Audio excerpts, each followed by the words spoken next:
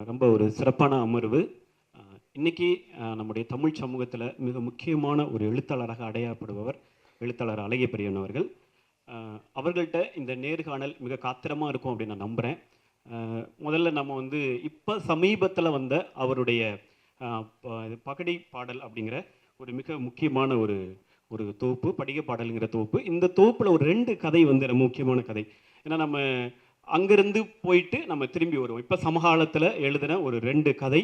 ஒன்று வந்து 8ஆம் வகுப்பு ஆ பிரிவில் ஒரு தமிழாசிரியர் அப்படின்னு ஒரு கதை. இன்னொன்று வந்து நினைவு பாதை அப்படிங்கிற ஒரு கதை. இந்த கதை இப்போ அண்மையில் வெளிவந்த தொகுப்பில் வந்த கதை. அம்பேத்கரை பாடமாக வைப்பதில் இருக்கக்கூடிய ஒரு சிக்கல், அந்த பாடத்தை நடத்துறதுக்கு ஆசிரியர்கள் வந்து எப்படி தயங்குறாங்க அப்படிங்கிறது, அம்பேத்கரை புரிந்து கொண்ட பின்னாடி அந்த ஆசிரியருக்குள்ள ஏற்பட்டக்கூடிய தாக்கம், சமகாலத்தில் கல்வி புலங்களில் இருக்கக்கூடிய நவீன தீண்டாமை குறித்த ஒரு கதை அது. இன்னொரு கதை ஆணவ படுகொலை. அந்த கதையில் வரக்கூடிய மைதிலி என்கிற ஒரு பெண்.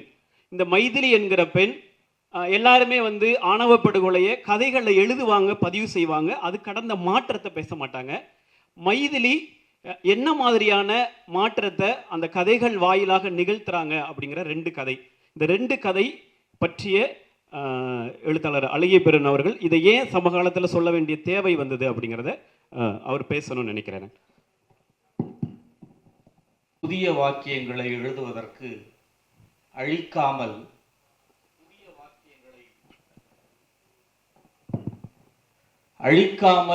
புதிய வாக்கியங்களை எழுதுவதற்கு இந்த நாட்டின் வரலாறு ஒன்றும் அவ்வளவு சொந்தமானதல்ல என்ற பிடி திரேஷ் பாபுனுடைய கவிதையிலிருந்து நான் தொடங்குகிறேன். என்னுடைய அந்த படிக பாடல் அந்த தொகுப்பில் இருக்கக்கூடிய அந்த கதைகளில் வந்து நிறைய பரிச்சார்த்த முறையில் எழுதணும் அப்படின்னு சொல்லிட்டு நான் நினச்சது. ஏன்னா ஒரு 90களில் தலித் இலக்கியம் தமிழில் ஒரு பெரிய ஒரு வெள்ளத்தை போல, காட்டாற்று வெள்ளத்தை போல இங்கே வந்து வந்த பிறகும் கூட இன்றைய தேதி வரைக்குமே கூட தலித் சிறுகதைகளிலும் சரி அல்லது நாவல்களிலும் சரி அல்லது கவிதைகளிலுமே நிறைய அழுகுரல்களும் ஓலங்களும் கேட்டுக்கொண்டே இருக்கின்றன. அவர்கள் இன்றைய தேதி வரைக்கும் படக்கூடிய துயரங்கள், துன்பங்கள், ஒருவேளை நேரடியான அந்த தீண்டாமை அல்லது சாதிய கொடூரங்களை அனுபவிக்காத ஒரு இளைஞர்கள் எழுதினாலுமே கூட அவர்களும் எதை எழுதுறாங்க அப்படின்னு சொன்னால் மறுபடியுமே அவங்களுடைய பெற்றோர்களுடைய வாழ்க்கை அங்கே போயிடுறாங்க.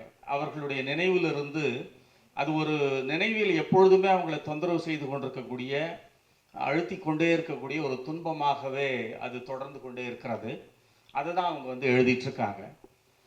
இதை தாண்டி அந்த அந்த உள்ளீடு இருந்தாலுமே இன்னொன்று அவர்கள் எழுதுகிறதுல வந்து ஒரு ஒரு யதார்த்தவாத எழுத்து அப்படின்ற ஒன்றை தான் நம்மால் வந்து பார்க்க முடிகிறது. இதை தாண்டி வேற வகையான ஒரு ஃபார்மில் எழுதுறது அப்படின்றது இன்றைக்கு பெரும்பாலும் இல்லை. ஸோ அந்த மாதிரியான ஒரு சூழலில் வேற வேற ஒரு வகையில் எழுதணும் அப்படின்னு எனக்கு வந்து எண்ணங்கள் இருந்தது. அந்த அடிப்படையில் தான் அதில் ஒரு 4-5 கதைகள் நான் எழுதியிருக்கிறேன்னு நான் நினைக்கிறேன். மேஜிக்கல் ரியலிசம் அல்லது ஒரு வகையான ஃபேண்டசி, ஒரு மெய்யியல் அப்படின்னு சொல்லக்கூடிய ஒரு வகையான ஒரு அணுகுமுறை, அப்படி அந்த மாதிரியான தன்மைகளை அந்த கதைகளை எழுதி பார்க்கலாம் அப்படின்னு சொல்லிச்சு. இன்னும் சொல்லப்போனால் ஒரு கதை வந்து ஒரு கிரைம் கதை. அதில் வந்து ஒரு செவ்வல்லி பூத்த குன்று அப்படின்னு சொல்லிட்டு ஒரு கதை. அது அந்த கிரைம் கதையிலுமே கூட ஒரு உள்ளோட்டமாக ஒரு சமூகவியல், மிக முக்கியமாக ஒரு சாதிய ஒரு எதிர்ப்பு பார்வை வந்து இருக்கிறதை போல நான் வந்து எழுதியிருந்தேன். அது நான் முயற்சி பண்ணி ஒரு கான்ஷியஸாகவே அது முயற்சி பண்ணி பார்த்தது தான். அந்த இது மைதிலி பற்றியான அந்த இன்னைக்கு சமகாலத்தில் ஆணவ படுகொலை குறித்து அந்த கதை வந்து ரொம்ப முக்கியமான கதை. இன்னைக்கு அது எழுத வேண்டிய தேவை என்ன சமகாலத்தில் அந்த கதை? நினைவு பாதை ரொம்ப எனக்கு பிடித்தமான ஒரு கதை. நீளத்தில் தான் அது வந்து பப்ளிஷ் ஆச்சு.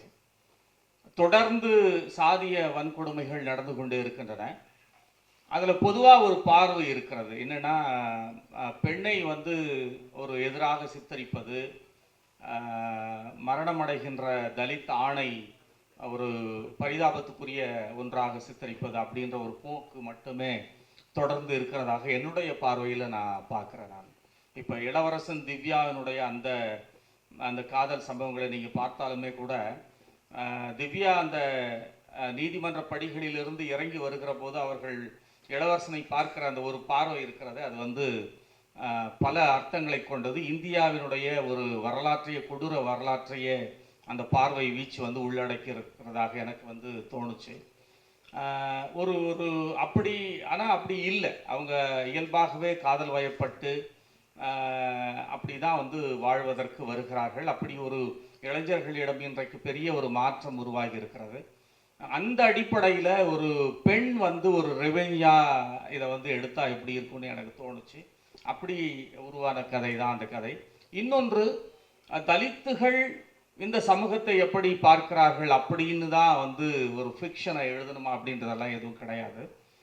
ஆனால் நாம்தலிஸ்னுடைய பார்வையின் ஊடாக இந்த சமூகம் எப்படி பார்க்கப்படுகிறது அப்படின்றத பதிவு செய்வது ரொம்ப ரொம்ப முக்கியமானதாக எனக்கு தோன்றுகிறது. கண்டிப்பாக இன்னைக்கு கல்வி புலங்களில் நிறைய நவீன தீண்டாமைகள் பற்றி நம்ம தொடர்ச்சியாக பார்த்துக்கிட்டே இருக்கிறோம். அதில் வந்த ஒரு கதை தான் அந்த தமிழாசிரியர் 8ஆம் வகுப்பு ஆ பிரிவில் அந்த தமிழாசிரியர்ங்கிற கதை. ஏன் வந்து அம்பேத்கரை வந்து இன்னைக்கு கல்வி புலங்களில் பேச வேண்டிய தேவை இருக்குது சமகாலத்தில்? நிச்சயமாக பள்ளி அளவிலேயே அம்பேத்கரை படிக்கின்ற ஆசிரியர்கள்னு ஒன்றும் இப்போ இல்லை. பொதுவாகவே என்னுடைய குற்றச்சாட்டு பல மேடைகளை நான் பேசியிருக்கிறேன். ஆசிரியர்கள் படிக்கிறதே கிடையாது. கல்லூரி ஆசிரியர்களும் அதில் சேர்த்தி தான். இன்றைக்கு ஒரு பிஹெச்டி ஆய்வு அப்படின்னு சொல்கிறது வந்து ரொம்ப என்ன மாதிரியான நிலைமையில் இருக்கிறது அப்படின்னு சொல்லி பல விமர்சனங்களும் கட்டுரைகளும் வந்திருக்கிறது. அந்த அளவிற்கு ஒரு நொய்ப்புல் மேய்தல், அப்படியே வந்து வெட்டி எடுத்து ஒட்டி ஒரு ஒரு ஆய்வை வந்து உருவாக்குவது, இப்படியான ஒரு போக்கெல்லாம் இருக்கிறது. என்ன சந்திக்க வரக்கூடிய சில ஆய்வாளர்கள் வந்து எனக்கு பெரிய அதிர்ச்சியாக இருந்தது. சிறுகதைக்கும் குறுநாவலுக்கும் நாவலுக்கும் கூட அவர்களுக்கு ஒரு பெரிய வேறுபாடு எல்லாம் வந்து தெரியல. அப்போ இவர்கள்கிட்ட ஒரு ஆழமான ஒரு வாசிப்பே இல்லாமல் இருக்கிறது. இவர்கள் ஒரு ஆசிரியராக போய் நின்று ஒரு மாணவர்கள் முன்னாடி பேசுகிற போது என்ன மாதிரி பேசுவாங்க? எனக்கு தெரிஞ்சு ஒரு கணக்குவாதியர் இருந்தார். அவர் வந்து அவரோட நான் பேசிட்டு இருக்கிற போது, நேற்று எத்தனை மணிக்கு தூங்குனீங்க அப்படின்னு கேட்டார். நான் 2:30 மணி ஆயிடுச்சுன்னா அவருக்கே உரித்தான ஒரு எண்ணத்தோட, என்ன ஏதாவது படம் பார்த்துட்டு இருந்தியா அப்படின்னு சிரிச்சுட்டே கேட்டார். இல்லை, நான் படிச்சுட்டு இருந்தேன் அப்படின்னு சொன்னேன். உடனே அவர் என்ன சொன்னார், ஒரு பெரிய அதிர்ச்சியோட, படிச்சுட்டு இருந்தீங்களா, நீங்கள் எதுக்கு படிக்கிறீங்க அப்படின்னு சொன்னார். வாத்தியாருங்க படிக்கக்கூடாது அப்படின்ற ஒரு தீவிரமான அழுத்தமான கருத்து அவர் மனசில் வந்து பதிஞ்சிருக்கு. அப்போ ஏன் படிக்கக்கூடாது? நீங்கள் ஒரு கணக்கு வாத்தியார், கிராஃபை வந்து யார் முதல்ல வடிவமைத்து பயன்படுத்தினாங்க, அல்லது வந்து ஒரு அல்ஜிப்ரா குறித்த ஒரு தேற்றம், இதை மாதிரியான ஒரு விஷயங்களை வந்து நீங்கள் எப்படி மாணவர்களுக்கு சொல்லுவீங்க அப்படின்னு நான் கேட்டேன். ஒரு நிமிஷம் தடுமாறிட்டு, நான் சொல்ல மாட்டேன், நான் வந்து பாஸ் ஓவர் பண்ணிவிட்டு எங்கள் வாத்தியார் வந்து என்னை எப்படி ட்ரீட் பண்ணாரோ அப்படி தான் நானும் ட்ரீட் பண்ணுவேன் அப்படின்னு சொன்னார். இந்த மனநிலை என்பது பாடம் சார்ந்த எண்ணத்தில் மட்டுமல்லாமல் ஒரு சமூகம் சார்ந்த பார்வையோடுமே இருக்கிறதாக நான் பார்க்கிறேன். அதனுடைய வெளிப்பாடாகத்தான் மிக ஓப்பனாக என்னால் சொல்ல முடியும். இந்துத்துவ ஐடியாலஜி இன்றைக்கு பொதுமக்களிடம் எந்த அளவிற்கு ஊடுருவி இருக்கிறதோ அதே அளவிற்கு ஆசிரியர்களிடம் ஊடுருவி இருக்கிறது.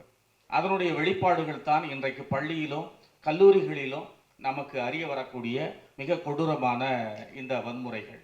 அப்போ அந்த ஆசிரியர்கள் அம்பேத்கரை படிக்காமல், பெரியாரை படிக்காமல், அதற்கு முன்பு இருந்த தலைவர்களை படிக்காமல், காந்தியை படிக்காமல், இந்தியாவினுடைய வரலாறை, தமிழ்நாட்டினுடைய வரலாறை தெரிந்து கொள்ளாமல், வெறுமனே ஒரு வேலைக்காக மட்டுமே படிச்சுட்டு வந்து சம்பளம் வாங்கிட்டு உட்காந்துட்டு தனக்கு தெரிந்த கருத்துக்களை எல்லாம் திணிக்கிற ஒரு போக்கு இருக்கிறது.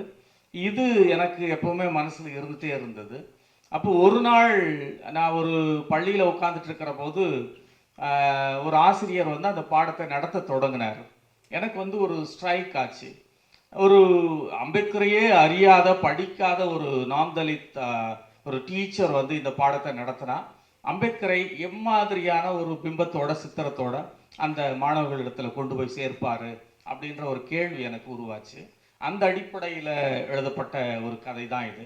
ஆனால் இந்த கதையை சில நண்பர்கள் படிச்சுட்டு என்கிட்ட என்னன்னு கேட்டாங்கன்னா, கடைசியில் அந்த ஆசிரியர் மனம் மாறிடுறாரு, நீங்கள் எதுக்கு மனம் மாற விட்டீங்க, அவர் வந்து மனம் மாறவே கூடாது, அவர் வில்லனாவே தான் இருக்கணும் அப்படின்னு சொன்னாங்க. அவர் பாடம் நடத்துறது என்னால் ஏற்றுக்கவே முடியல அப்படின்னு சொன்னாங்க. இல்லை, இலக்கியத்தினுடைய கலை இலக்கியங்களுடைய மாபெரும் ஒரு ஆற்றல் என்பது பாசிட்டிவான ஒரு வைப்பை வந்து உருவாக்குறது தான்.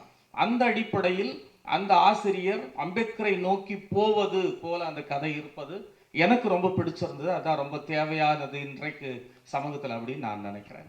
நன்றி தோழர். அடுத்து இந்த தீட்டுங்கிற அந்த நாவலுக்கு பின்னாடி, குறுநாவலுக்கு பின்னாடி நீங்கள் எழுதிய அந்த 4 நாவல்களும் ரொம்ப ரொம்ப குறிப்பிடத்தக்கது. ஒன்று பஞ்சமி நிலம் குறித்த தரவுகளை அடிப்படையில் உருவாக்கின இது தகப்பன்கொடி, அப்புறம் பறை இசை தொடர்பாக பேசிய வள்ளிசை, அப்புறம் யாம் சில அரிசி வேண்டினோம். இன்றைக்கும் வந்து அதிகார மையத்தால் திரும்ப திரும்ப விளிம்புநிலை மக்கள் வந்து மேலே இலவிடாமல் அடிபட்டுட்டே இருக்கிறாங்க. அப்படியான சூழல் சின்ன குடை நாவல்.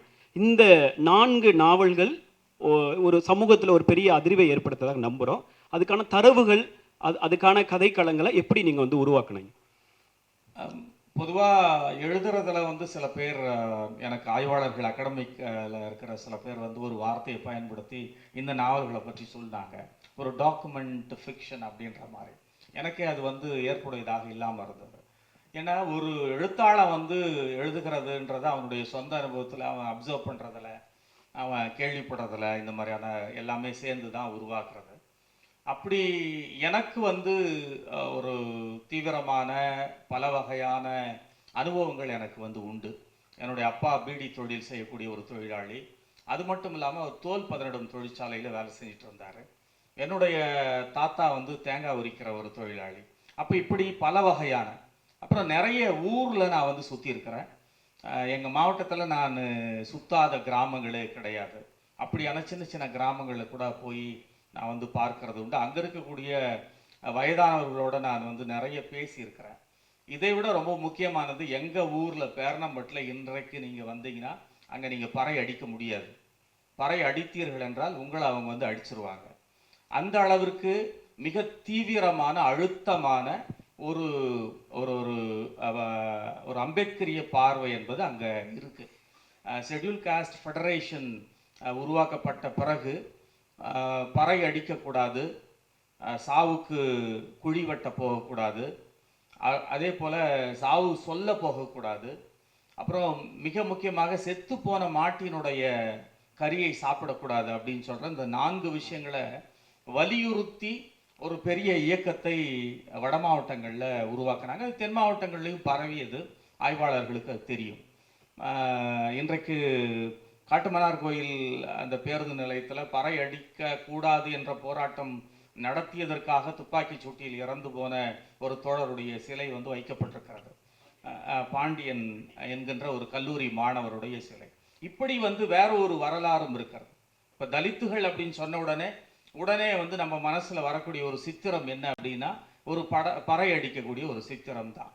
90களிலிருந்து 2000 வரைக்கும் அல்லது 2005, 10 வரைக்குமே நீங்கள் வந்த எந்த தலித் டெக்ஸ்டையும் எடுத்து நீங்கள் பாருங்கள், எல்லாத்துலேயுமே முதல்ல வந்து அடையாளமாக பறை அடிக்கிற அந்த சித்திரத்தை தான் போட்டு வச்சுருப்பாங்க.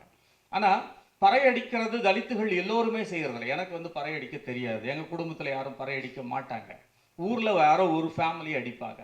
ஆனால் இதை ஒரு சமூகத்தினுடைய அடையாளமாகவே இருத்தி அதை வந்து நெயில் பண்ணுறது அப்படின்னு சொல்கிறது ஒரு வகையான ஒரு மோசமான ஒரு விஷயம்.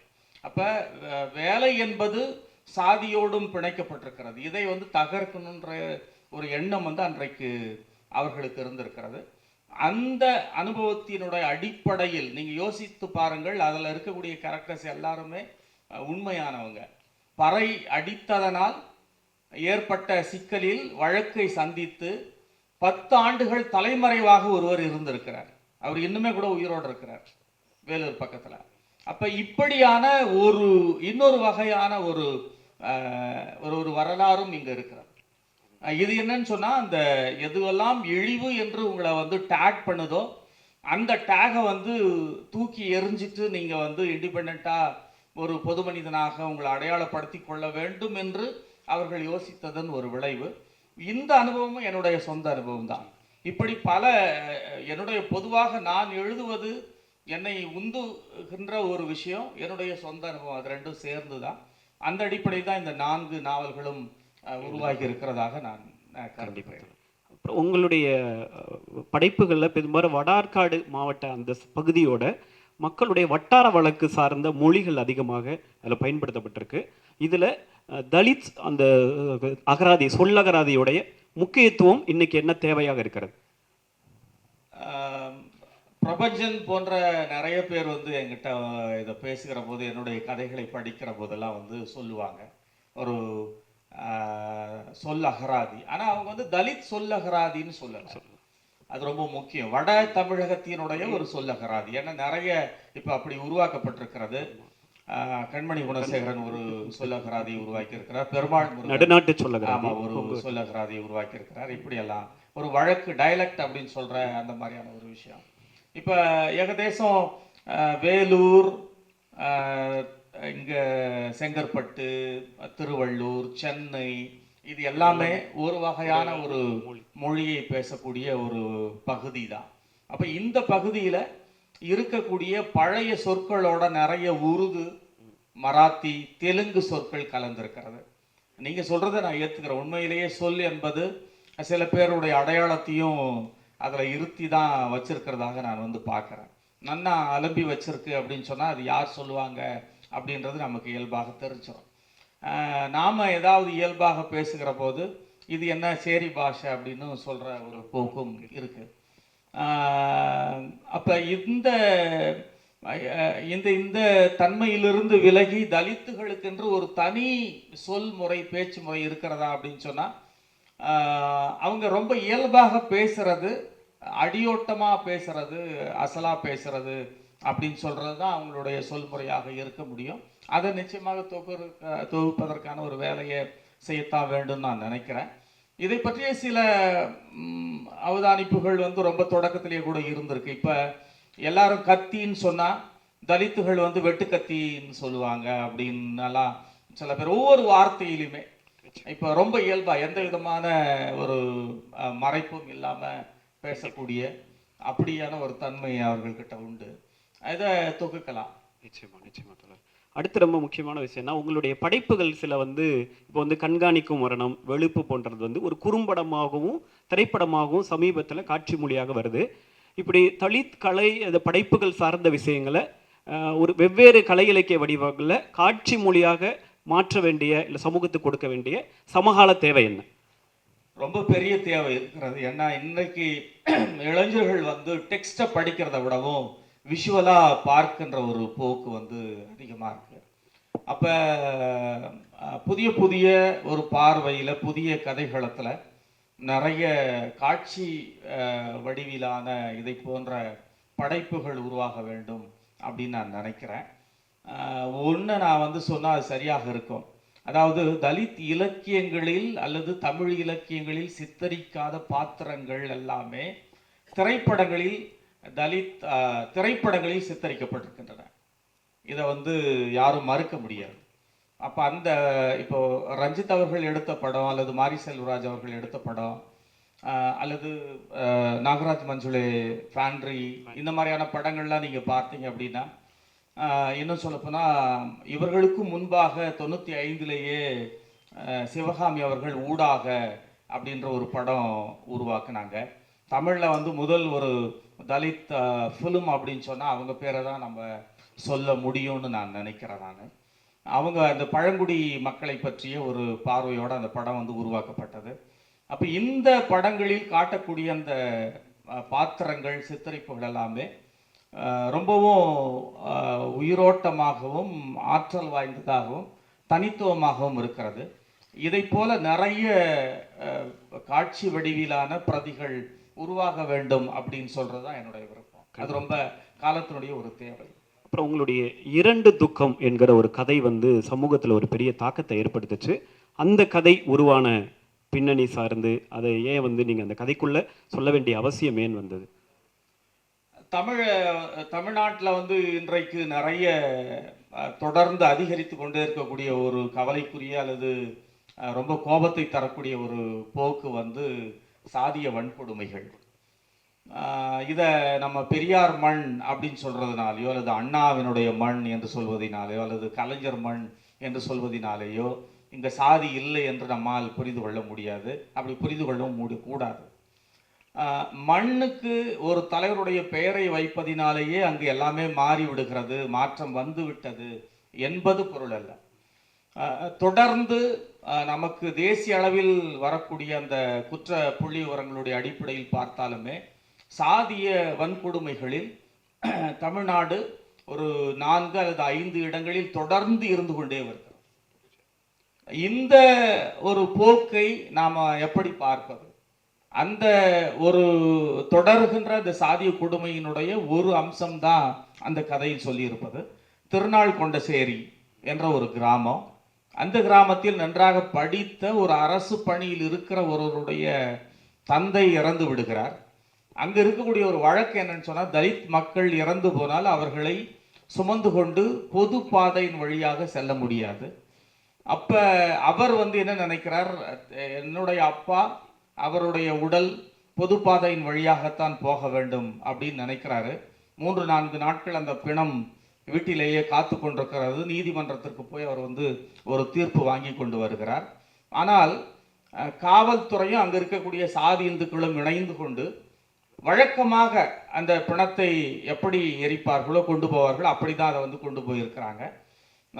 இது போல இன்றைக்கு கூட தமிழ்நாட்டில் நிறைய நடந்துகிட்டே இருக்கு. நிறைய ஊர்களுக்கு நேரடியான ஒரு சுடுகாட்டு பாதை இல்லை.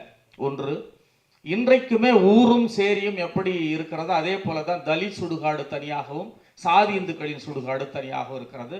இன்னும் அதிர்ச்சி என்னன்னு சொன்னால், அரசு செலவு செய்து அவர்கள் நிதியில் கட்டப்பட்டதுன்னு அங்கே வெளிப்படையாக எழுதி வச்சிருக்கிறாங்க.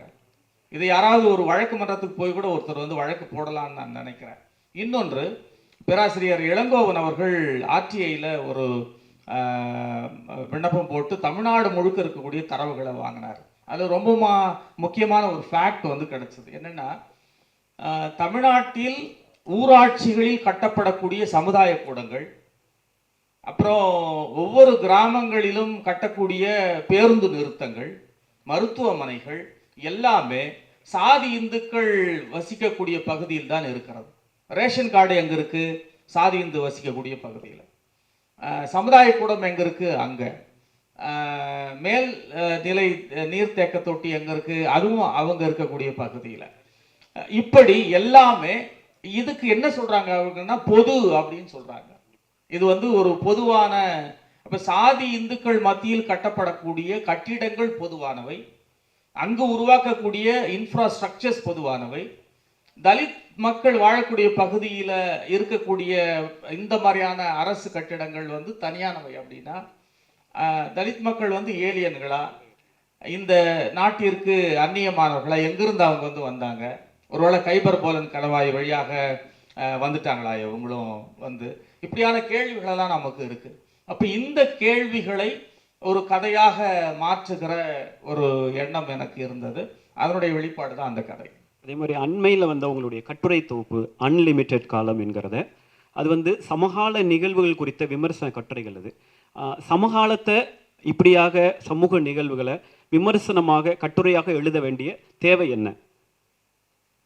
சமகாலத்தில் இருக்கக்கூடிய விஷயங்களை தொடர்ந்து எழுதுகிற ஒரு போக்கு, கட்டுரையாக எழுதுகிற ஒரு போக்கு என்பது மிக மிக தேவை. தலித் முரசில் இருந்தபோது எனக்கு நிறைய கட்டுரைகளை எழுதுவதற்கான ஒரு வாய்ப்பு இருந்தது. நிறைய கட்டுரைகள் எழுதியிருக்கிறேன். இன்னும் சொல்லப்போனால் எனக்கு ஆச்சரியமாக இருந்தது, ரஞ்சித் அவர்கள் ஒரு கூட்டத்தில் என்னுடைய கட்டுரையை மேற்கோள் காட்டி பேசியிருந்தார். அது ரொம்ப முக்கியமான ஒரு கட்டுரை. என்னென்னா, இப்போ நீங்கள் சென்னையில் ஒரு சென்ட்ரல் ஸ்டேஷனில் இறங்கி நீங்கள் வரீங்க. அங்கே மலம் அள்ளக்கூடிய தொழிலாளிகளை நீங்கள் இயல்பாகவே பார்க்கலாம், துப்புரவு பணியாளர்களை பார்க்கலாம். அங்கே எந்த விஐபிஸ் வந்தாலும் அது ஒரு பக்கம் போயிட்டு தான் இருக்கும். அப்போ இதை மையப்படுத்தி வெட்கங்கெட்ட நாடு அப்படின்னு நான் ஒரு கட்டுரை எழுதினேன். அட்டை படத்திலேயே துப்புரவு பணியாளர்கள் மலம் அள்ளுகிற அந்த படத்தை போட்டு அந்த கட்டுரையை வெளியிட்டிருந்தார்கள். அந்த கட்டுரை பிறகு ஆங்கிலத்திலையும் மொழிபெயர்க்கப்பட்டது. இந்திய அளவில் அது சர்க்குலேட் ஆச்சு. ரொம்ப முக்கியமான ஒரு கட்டுரையாக சொன்னாங்க. அதை பற்றி ரஞ்சித் அவர்கள் பேசுகிற போது அந்த மலம், அந்த நினைவு வந்தாலே என்னால் சாப்பிடக்கூட முடியாது. ஆனால் இதை அள்ளுகிற மக்கள் எவ்வளவு சிரமத்தோடு இருப்பாங்க. எனவே ஒரு நாள் நான் தலித் முரசில் வந்த அந்த கட்டுரையை படித்து விட்டு அந்த அட்டைப்படத்தை கையில் வைத்து கொண்டே நான் சாப்பிட்டேன் அப்படின்னு அவர் சொல்லியிருந்தார். இந்த கட்டுரை நான் எழுதியது தான் வெட்கங்கெட்ட நாடு. தொடர்ந்து பிறகு காலம்னு ஒரு வடிவம் இருக்கிறது. அன்றாடம் வரக்கூடிய செய்திகளை நீங்கள் இன்டர்வியூட் பண்ணி உங்களுடைய பாயிண்ட் ஆஃப் வியூவில் எழுதுறது அப்படின்னு. இன்னைக்கு அது ரொம்ப அருகி போய் அது பிளாக் அப்படின்ற மாதிரி வேற ஒரு வகையில் அது வந்துருச்சு. அல்லது ஒரு ஃபேஸ்புக்கில் நீங்கள் எழுதுறதுன்னு சொல்லி இன்னைக்கு எல்லாருமே காலம் எழுதுகிற அளவுக்கு அது மாறிடுச்சுன்னு நினைக்கிறேன். காலம் மாறிடுச்சுன்னு நினைக்கிறேன் நான். ஆனால் அது தலித் முரசில் அந்த மீள்கோணம் எழுதுகிற போது அதுக்கு ஒரு பெரிய ரெஸ்பான்ஸ் இருந்தது. அதற்கு பிறகு நீண்ட காலத்திற்கு பிறகு நான் எழுதியது தான் அந்த இந்தியன் எக்ஸ்பிரஸ் வெப்சைட்டில் எழுதப்பட்ட அந்த கட்டுரைகள். பெரிய ஒரு வரவேற்பு இருந்தது. கட்டுரைகளை பொறுத்த மட்டில் அது உண்மையை பேசுகிறது. அது அது ரொம்பவும் புனைவிலக்கியங்களை விடவும் சில நேரங்களில் கட்டுரைகள் ரொம்பவும் ஆற்றல் வாய்ந்ததாக இருக்கிறதாக நான் உணர்றேன். அப்புறம் உங்களுடைய படைப்புகளில் விளிம்பு நிலை பெண்கள் குறித்த, உழைக்கும் பெண்கள் குறித்த வாழ்க்கைப்பாடுகளை நிறையா நீங்கள் பதிவு செஞ்சுருக்கீங்க. அந்த அடிப்படையில் இன்னைக்கு சமகாலத்தில் தலித் பெண்களுக்காக, தலித் மக்களுக்காக போராடக்கூடிய பெண்களுடைய வாழ்க்கை வரலாறுகள் சமகால மொழியில் எழுதப்பட வேண்டிய தேவை இருக்கிறதா? அப்படி நிறைய தேவை இருக்கு. இங்க பொதுவாக காட்டக்கூடிய பெண் பாத்திரங்கள், பெண் சித்திரங்கள் என்பது போதாமை உடையதாகத்தான் இருக்கிறதாக நான் கருதுறேன். தலித் பெண்கள் முற்றிலும் வேறானவர்கள். ரொம்ப இயல்பாக வீட்டுக்காரனை சட்டையை பிடிச்சி அடிச்சிருவாங்க. அல்லது தெருவில் சண்டை வந்துச்சுன்னா அவர்கள் எப்படி சண்டை போடுவாங்கன்றத நம்ம கண்கூடாக பார்க்கலாம். அவ்வளவு தீவிரமான ஒரு ஆற்றல் கொண்டவர்கள். அது மட்டுமின்றி ஒரு தன்னம்பிக்கையோட இருக்கிறவங்க, உலகத்தை ரொம்பவும் இயல்பாக எதிர்கொள்ளக்கூடியவர்கள். ஏன்னா தலித் ஆண்களை விடவும் தலித் பெண்கள் ஏன் ரொம்பவும் பவர்ஃபுல்லாக இருக்கிறாங்க அப்படின்னா, ரெண்டு வகையான ஒரு அடக்குமுறையை அவங்க எதிர்கொள்கிறாங்க. சாதி அடக்குமுறை ஒன்று, பொதுவான ஒரு ஆணாதிக்க அடக்குமுறை. வீட்டிலேயே தலித் ஆண்களிடம் ஒரு அடக்குமுறை இருக்கிறது. இது தாண்டி ஒரு இந்துத்துவாவினுடைய ஹிந்து ஒரு அந்த சமூக கட்டமைப்பினுடைய இந்த மதம் சார்ந்த அடக்குமுறைகளும் இருந்து கொண்டே இருக்கிறது. இப்போ அண்மையில் ஒரு மாணவி வெளியில் பரீட்சை எழுத அனுமதிக்கப்படாமல் வெளியில் உட்கார வைத்து எழுத வைக்கப்பட்டார்னு ஒரு வீடியோ பெரிய அளவில் சர்க்குலேட் ஆச்சு. இந்த மைண்ட் செட் எங்கிருந்து வேலை செய்கிறது? நிச்சயமாக அந்த உள்ள இருக்கக்கூடிய டீச்சருக்கு அது தோணி இருக்காதா? அவங்க கிட்ட இது புனிதம் இல்லை, இது தீட்டு என்கின்ற அந்த கன்செப்ஷன் ரொம்பவும் அழுத்தமாக இருக்கிற அந்த ஒரே ஒரு எண்ணத்தினால்தான் இது உருவாகிறது. கிராமப்புறத்தில் இப்போ ஒரு 6ஆம் வகுப்பு 7ஆம் வகுப்பு 8ஆம் வகுப்பு படிக்கிற பிள்ளைகள் எல்லாம் கூட பெரிய பிள்ளைகள் ஆயிடுறாங்க. அது ரொம்ப அதிகரித்து கொண்டே வருகிறது. அப்போ நான் போகிற வகுப்புகளில் சில பிள்ளைகள் அப்படி அவங்க பூ பெய்தி அவர்கள் ஒரு வாரம் அப்படி வராமல் இருக்கிற போது மற்ற பிள்ளைகள் பார்க்கறதுக்கு போவாங்க. நான் இயல்பாக அவங்க கிட்ட எங்கம்மா போகிறீங்க அப்படின்னும் போது இந்த விஷயத்த அவங்க கொஞ்சம் மறைச்சி வெளிப்படையாக சொல்ல முடியாமல் சில விஷயத்த சொல்லுவாங்க. அப்போ அவங்க பேசுறதுல நான் உன்னை ரொம்ப நுட்பமாக கண்டுபிடிச்சேன். என்னன்னா, அந்த பூ பெய்திய பெண் பிள்ளைகளை போய் தொட்டு விட்டால் மற்ற பிள்ளைகளும் பூ பெய்திருவாங்க அப்படின்ற ஒரு ஒரு ஒரு பிற்போக்குத்தனமான ஒரு கருத்து இருக்கிறது. இப்படி கிராமப்புறங்களில் சமூகத்தில் நிறைய உருவாக்கி வச்சிருக்காங்க வகை வகையாக. இது எல்லாத்துக்கும் மூலமா நதி மூலம்னு நீங்க பார்த்தீங்கன்னா நேராக நீங்க இந்து மதம் அதனுடைய கருத்தியல்கள் அங்கதான் நீங்க போய் நிற்க வேண்டியதா இருக்கு. அப்ப இதையெல்லாமே இதையெல்லாம் இந்த மாதிரியான கருத்தியல்களை சுமந்து கொண்டு அந்த தலித் பெண்கள் இருக்கிறாங்க. அவர்கள் ரொம்பவும் உக்கிரமானவர்கள். உண்மையிலேயே அவர்களை பற்றி நான் என்னுடைய கதைகள் எழுதுறது குறைவுதான் நான் நினைக்கிறேன். இன்னும் எழுதுவதற்கு நிறைய இருக்கு. அடுத்த முக்கியமான ஒரு கேள்வி, இது சிறார் இலக்கியம் அப்படிங்கிற ஒரு விஷயம் சமீபத்தில் நிறைய பரவலாக பேசப்பட்டு இருக்கு. இன்னைக்கு நம்ம கல்வியில் குறிப்பாக பள்ளிக்கூடங்களில் பயிலக்கூடிய குழந்தைகள்கிட்ட அந்த சாதியம் சார்ந்த ஒரு பார்வை புரிதல் அப்படிங்கிறது இன்னைக்கு அண்மையில் கூட நிறைய சிக்கல் நடக்குது. ஜாதிய பிரச்சனை, கயிறு கட்டுறதுலேருந்து அந்த சாதிய தலைவர்களை வந்து எழுதுறது அப்படிங்கிறது. தலித் சிறார் இலக்கியம் அப்படிங்கிற ஒரு வகைமை இன்னைக்கு தேவையா? எடுத்துக்காட்டுக்கு இப்போ அம்பேத்கருடைய சிந்தனைகள், அப்புறம் வந்து அயோத்திதாச பண்டிதர், MC ராஜா, ரெட்டைமலை சீனிவாசன் இவருடைய சிந்தனைகள் எல்லாம் பள்ளி குழந்தைகளுக்கு அதன் வாயிலாக கொடுக்க வேண்டிய தேவை இருக்கிறதா, இல்லை அதை பொதுவாக புரிந்து கொள்வதா? இந்த இந்த வகைமை வந்து முக்கியமானதா? தேவைன்னு நான் நினைக்கிறேன். ஏன்னா ஆர்எஸ்எஸ்னுடைய ஐடியாலஜி என்னன்னு நீங்க பார்த்தீங்கன்னா, அவர்கள் தெளிவு அடைவதற்கு முன்பாகவே அவர்களை கைப்பற்றி விட வேண்டும் அப்படின்னு சொல்றதுதான். அப்ப நீங்க எந்த அளவிற்கு மிக விரைவாக ஒரு 12, 13 அல்லது 15 வயதுக்குள்ளாகவே உங்களுடைய கருத்துகளையும் கனவுகளையும் எண்ணங்களையும் குழந்தைகளிடத்துல வந்து விதைக்கிறீர்களோ, அந்த அளவிற்கு அது வீரியமாக வேலை செய்து அவர்களை உருமாற்றும் என்பது யதார்த்தமான ஒரு உண்மை. அந்த அடிப்படையில் அம்பேத்கரிய சிந்தனைகள், பெரியாரிய சிந்தனைகள், சமூக மாற்றத்திற்கான சிந்தனைகள் எல்லாத்தையும் நிச்சயமாக நம் கதை வடிவிலையோ ஏதோ ஒரு வடிவத்தில் அவர்களுக்கு வழங்க வேண்டியதாக தான் இருக்கிறது. ஒவ்வொன்றிலையும் நம்ம வந்து ரொம்ப கவனமாக இருக்கணும். ஒரு நிறத்தை அறிமுகம் செய்வது, ஒரு உடையை அறிமுகம் செய்வது, ஒரு சித்திரத்தினுடைய பின்னால் இருக்கக்கூடிய கருத்தியல்களை உடைப்பது, எல்லாவற்றிலுமே ரொம்ப கவனமாக இருந்து அவர்களுக்கு அதை வழங்க வேண்டியதாக இருக்குது. ஆனால் தமிழில் அப்படியான ஒரு தலித் சிறார் இலக்கியம் அப்படின்னு ஒன்று இன்னுமே உருவாகலை அப்படின்னு தான் நான் நினைக்கிறேன்.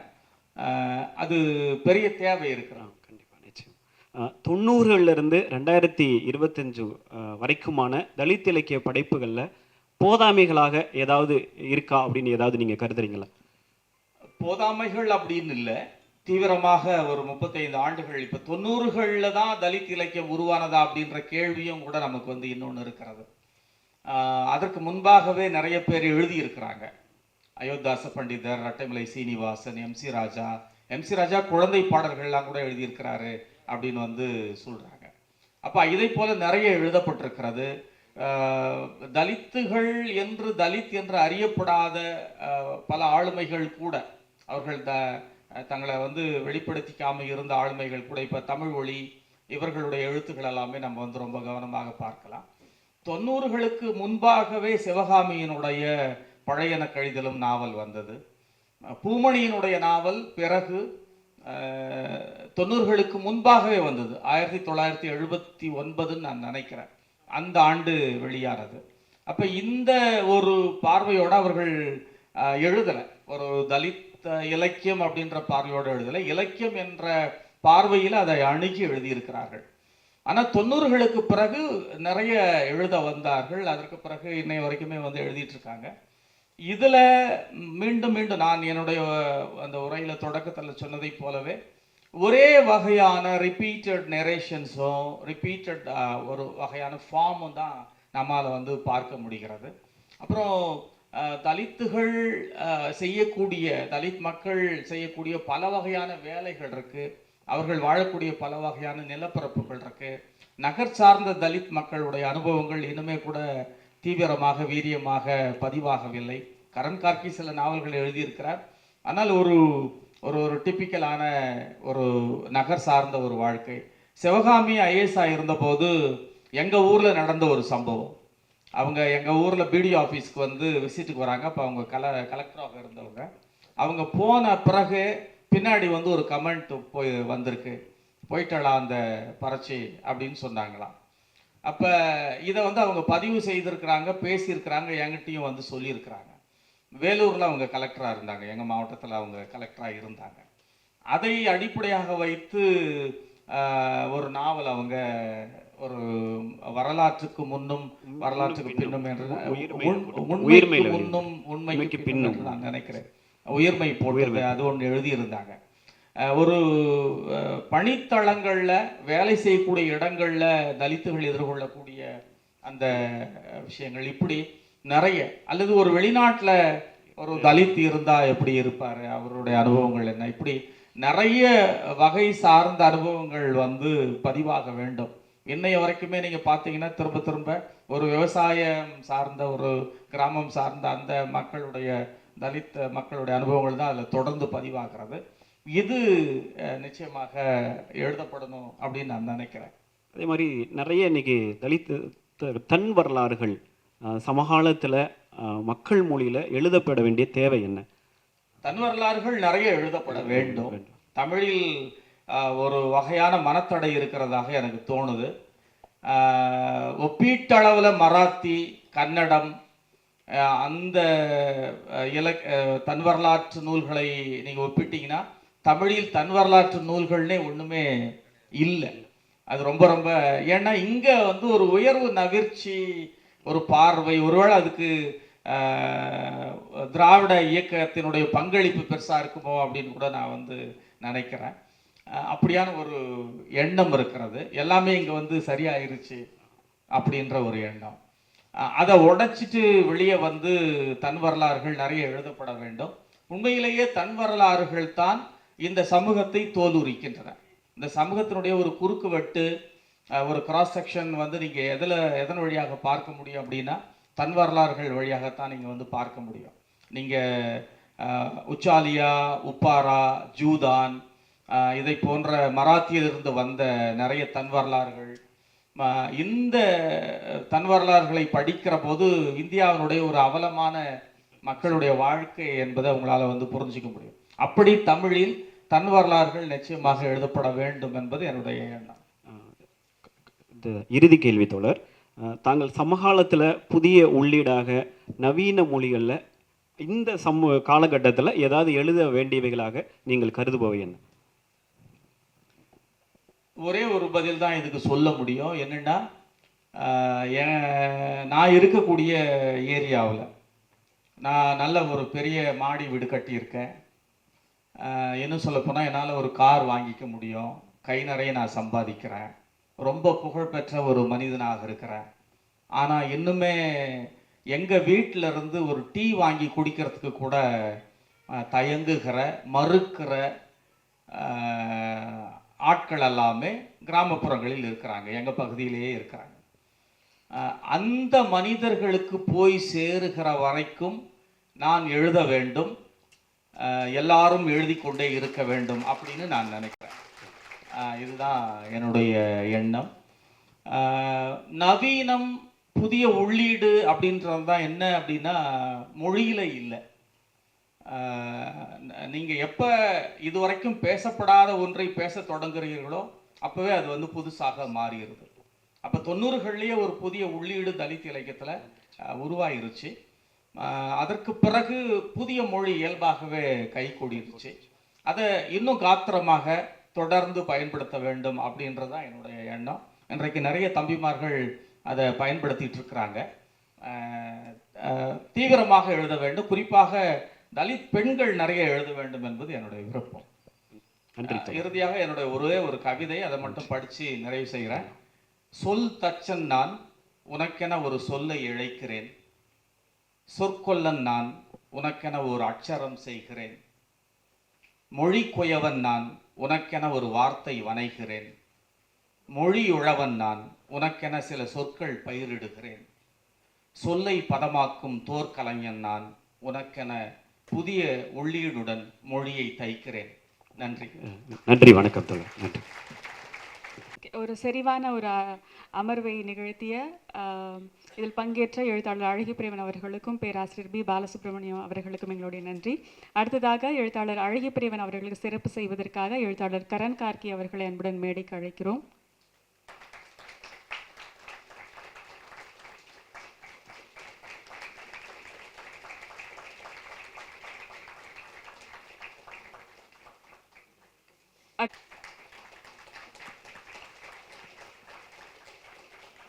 அறிமுகம் செய்ய தந்தை பேசுவது என்பது அரிய அனுபவம்.